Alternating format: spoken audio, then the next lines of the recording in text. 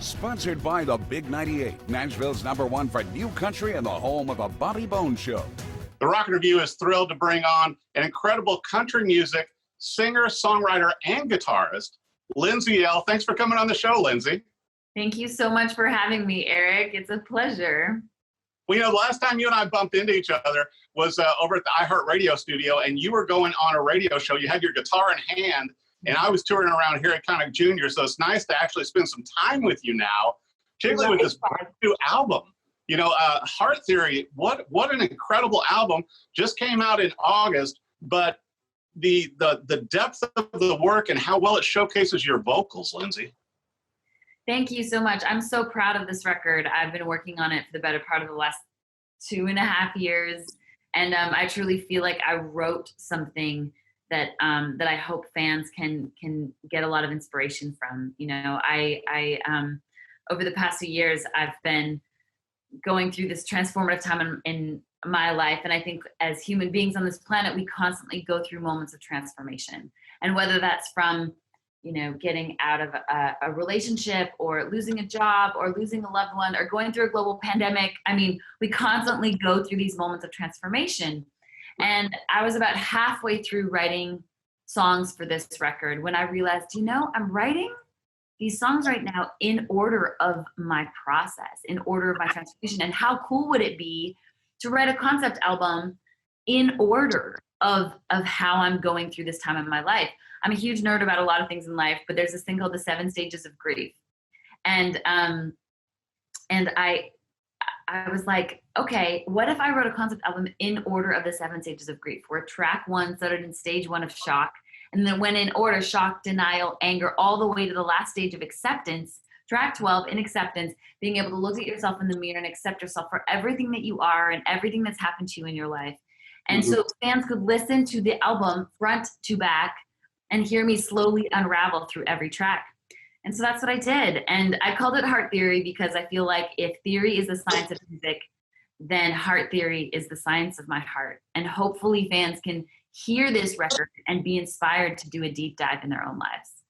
Well, and I think that's what's so impressive. And obviously your last album, The Project, was so well received, and even, with this album, you've had raves from, Rolling Stone, Forbes, Billboard, and everything else. But to me, and particularly in the time that we're in, Lindsay, the songs and the album and the methodology you used in it, it's very cathartic. And, after listening to the whole album, it makes me want to go back and spend more time with each track, because I know you co-wrote on 11 of the tracks, but they really, I was telling you before we started the interview, even, to where the music also speaks to your different influences. I can hear some of your jazzy influences, the blues, obviously the country, but also some pop and things like that, to where it kind of reminded me of a John Mayer album or a Sheryl Crow, to where there's so much depth in it. Thank you so much for saying that. I really wanted this album to say something. I wanted these songs to be messages. And, I feel like music is the universal language that can bring us all together, and that connecting force that can truly make a difference, and this record, writing this record, being able to record it and now release it, has been such a therapeutic process in so many ways. Also talking about my story as a little girl that I've never talked about. And so I wanted this record to say something, as well as being something fun to listen to. It was my goal to record a record that made you want to dance and made you want to groove. Yeah.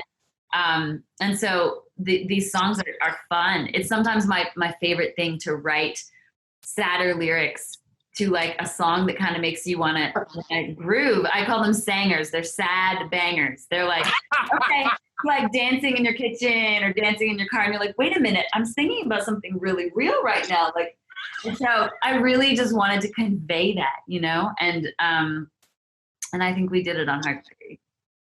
I think you did too. One of the fun things to me, being a musician as well, is to where, listening to the songs, it's like, okay, you were in a regular pattern, and all of a sudden you jump off to like a different chord or something, that wasn't your standard chord progression. I'm like going, wow, that's pretty tasty. You don't hear that in a lot of music, to where it's like going, everything sort of follows a pattern. And with these songs, you really didn't. It's, each one speaks to itself. And I was going to bring up also with Make You, that that is part of the Make You movement that you've created as well with that charity, which I think is incredible.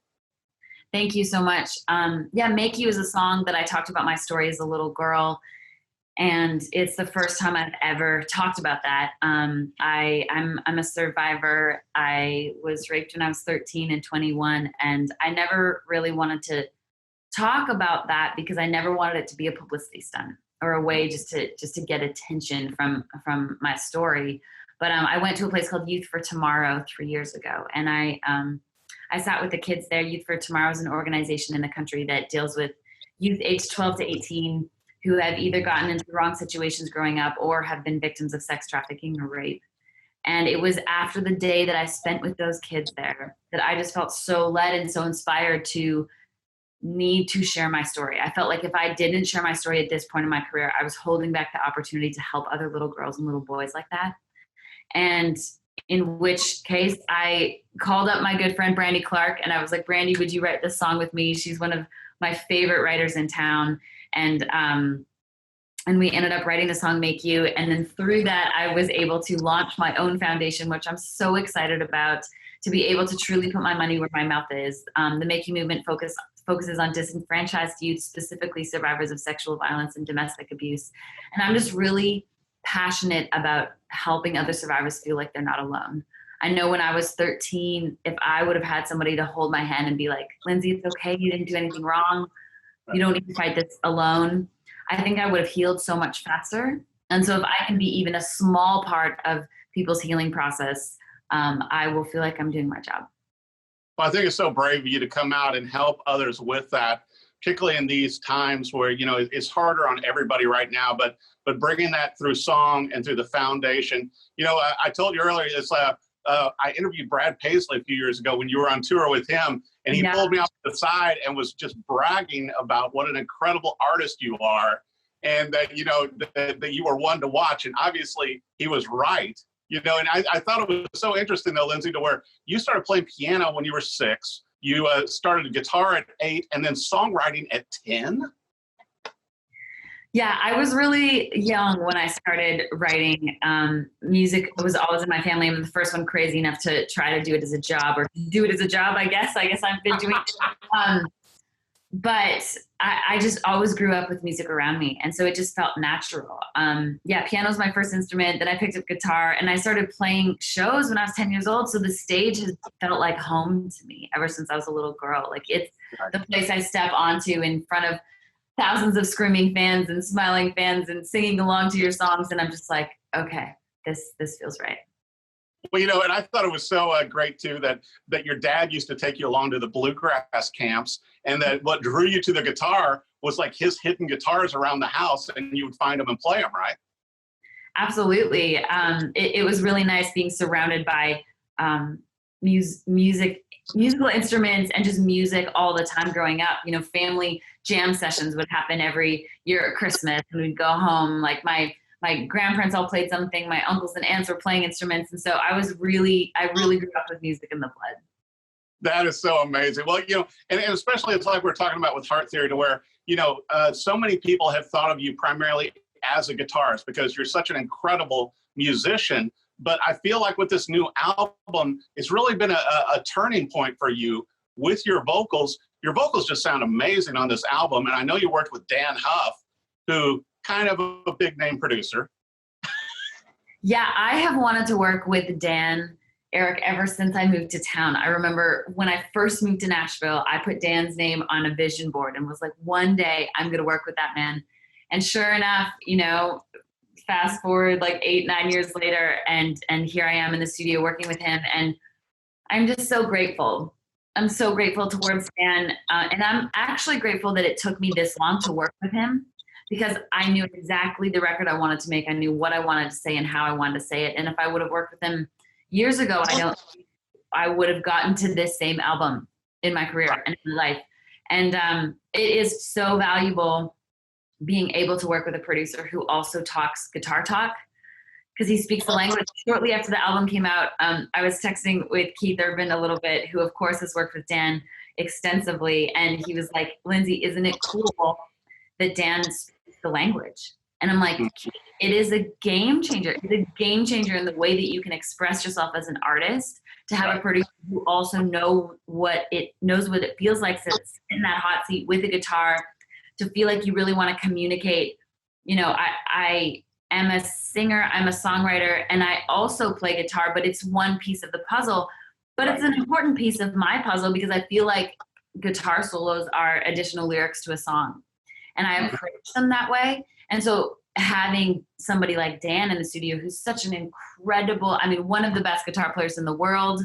I was so nervous for my first guitar session, because I was like, here's a man who played on Madonna and Michael Jackson records, and I'm going in the studio to play guitar in front of him. Like, what is happening right now?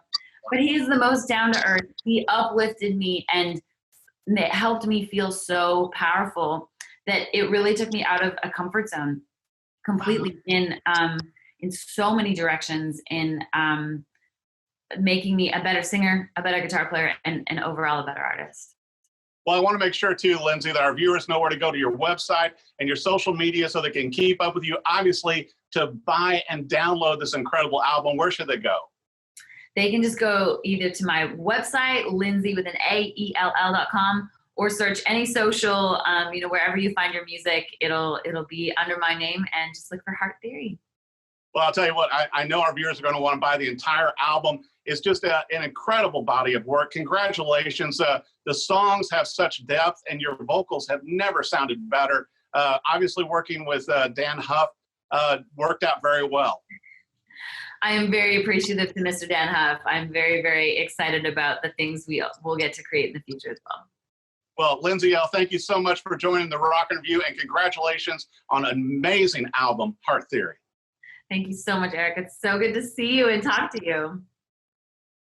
Sponsored by the Big 98, Nashville's #1 for new country and the home of the Bobby Bones Show.